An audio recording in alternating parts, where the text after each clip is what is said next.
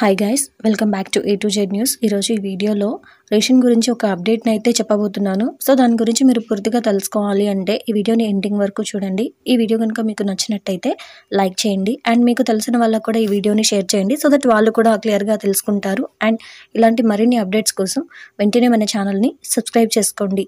Let's get in to the video. మనకి తెలంగాణ ప్రభుత్వం రేషన్కి సంబంధించి ఒక ముఖ్యమైన నిర్ణయాన్ని అయితే తీసుకోవడం జరిగింది. దానికి సంబంధించి ప్రకటన కూడా చేయడం జరిగిందండి. సో హుజూర్ నగర్లో సన్నబియ్యం పథకాన్ని మంత్రి ఉత్తమ్ కుమార్ రెడ్డి ప్రారంభించారు.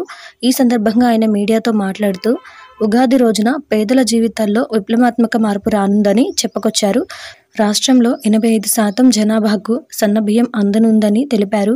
రేషన్ బియ్యాన్ని చాలామంది ఉపయోగించుకోవడం లేదని, దొడ్డు బియ్యం తినకుండా కొందరు బ్లాక్లో అమ్ముతున్నారని పేర్కొన్నారు.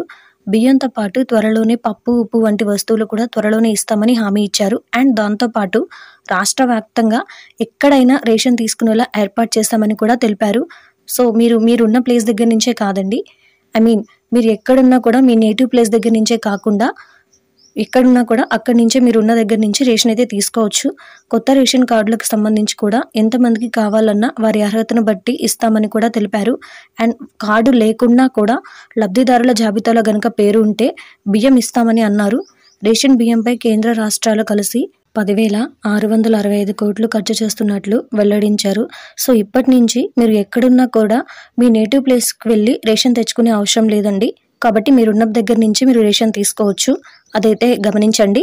అండ్ అలాగే ఇప్పటి వరకు రేషన్ కార్డు లేదని రేషన్ రాని వాళ్ళు కూడా ఇప్పుడు లబ్ధిదారుల జాబితాలో పేరు ఉంటే ఖచ్చితంగా వాళ్ళకు కూడా రేషన్ ఇస్తున్నారు. కాబట్టి వెంటనే ఆ ఏర్పాటు కూడా చేసుకొని మీరు కూడా రేషన్ తీసుకునే అవకాశం అయితే ఉందండి.